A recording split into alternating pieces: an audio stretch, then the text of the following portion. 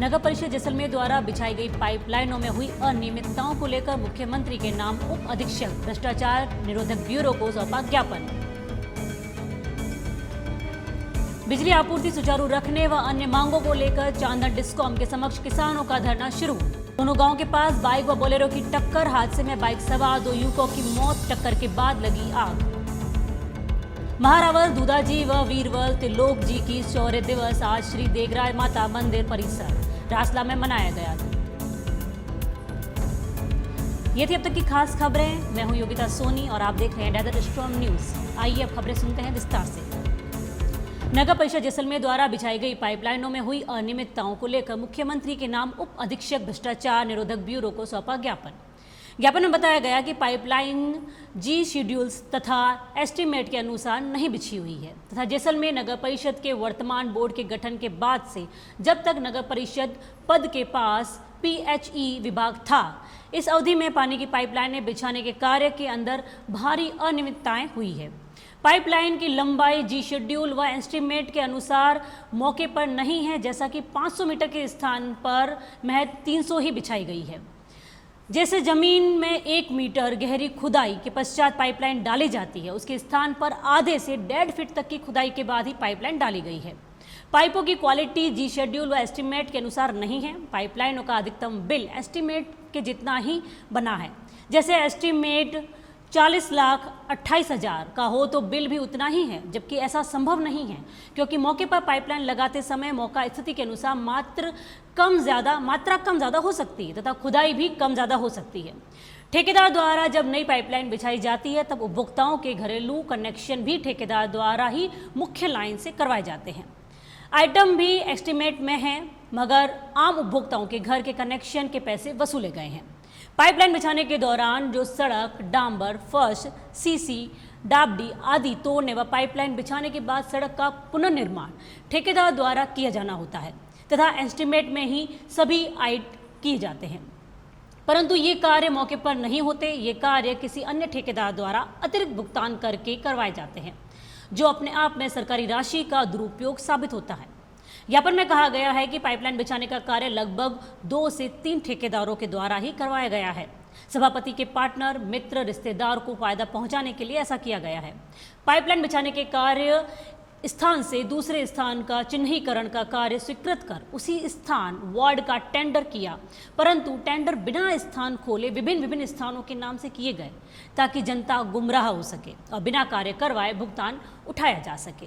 जबकि 10 करोड़ की लगभग पाइपलाइनों का कार्य बिना पार्षद, अभियंता, सहायक अभियंता, अधिशासी अभियंता के मौके रिपोर्ट न करवाकर आनन फानन में ही अपने चहेतों की कामों को कार्यदेश देकर सरकारी राशि का गबन किया गया है। विभिन्न स्थानों के नाम से पाइपलाइन बिछाने के कार्य में करोड़ों रुपए का गबन अपने चाहतों के साथ मिलकर किया गया। अगर जांच की जाए तो जिस मोहल्ले वार्ड में पानी की सप्लाई आज दिनांक को हुई है, उसी गली मोहल्ले वार्ड में पानी के टैंकर सप्लाई जबकि बिजली आपूर्ति बताकर, कभी मोटर खराब बताकर ये कार्य किए जाते हैं। मगर जब देखा जाए जनरेटर के नाम के डीजल रिपेयरिंग के बिल फिर कहाँ से आए, अतिरिक्त मोटर रिपेयर के बिल कहाँ से आए? जब लाखों रुपए सिस्टम को चलाने के लिए खर्च किए जा रहे हों तो टैंकरों की क्या आवश्यकता थी? यह आवश्यकता सभापति, अधिकारी व चहेते ठेकेदारों द्वारा पैदा की हुई आवश्यकता थी ताकि सरकारी राशि का दुरुपयोग कर गबन किया जा सके। बिजली आपूर्ति सुचारू रखने व अन्य मांगों को लेकर चांदन डिस्कॉम के समक्ष किसानों का धरना शुरू। कृषि क्षेत्र में बिजली की कटौती नहीं करने व अन्य समस्याओं को लेकर किसान संघर्ष समिति द्वारा चांदन डिस्कॉम कार्यालय के समक्ष अनिश्चितकालीन धरना प्रदर्शन शुरू किया गया। किसानों ने कहा कि पहले बिजली की सप्लाई सुचारू की जाए, उसके बाद ही धरना समाप्त किया जाएगा।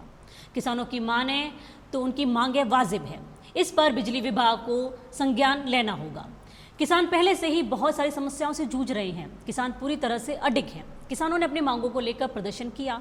वर्तमान में बिजली संकट के दौरान कृषि क्षेत्र में विद्युत कटौती जैसलमेर जिले को छोड़कर अन्य कहीं पर नहीं हो रही है। चांदन सहायक अभियंता कार्यालय क्षेत्र में किसानों को पिछले 10 दिनों में मात्र 3 से 4 घंटे ही बिजली दी जा रही है।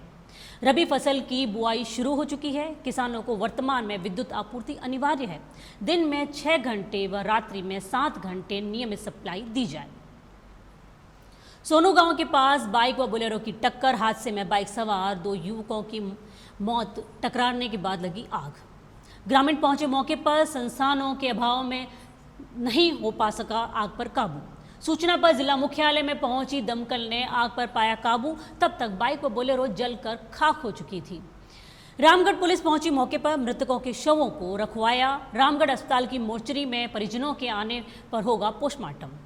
भील बस्ती जैसलमेर में रहने वाले थे दोनों युवक, सुरेश भाट और गणपत भाट बताए जा रहे मृतकों के नाम। पुलिस जुटी है जांच में। कल रात को लगभग 8:30 बजे सोनू से 1 किलोमीटर जैसलमेर की तरफ रोड पर एक पिकअप गाड़ी और मोटरसाइकिल की आपस में टक्कर हो गई।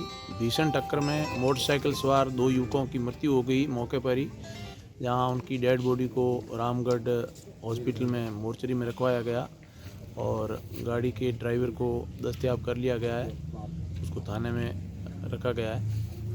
और अभी सुबह उनके परिजनों को बुला करके और आवश्यक कानूनी कार्रवाई कर दोनों युवकों की बॉडी उनके परिजनों को सुपुर्द कर दी गई है। युवक भील बस्ती जैसलमेर के हैं रहने वाले और उन्होंने FIR दी है, जो दर्ज कर आगे कानूनी कार्रवाई की जाएगी।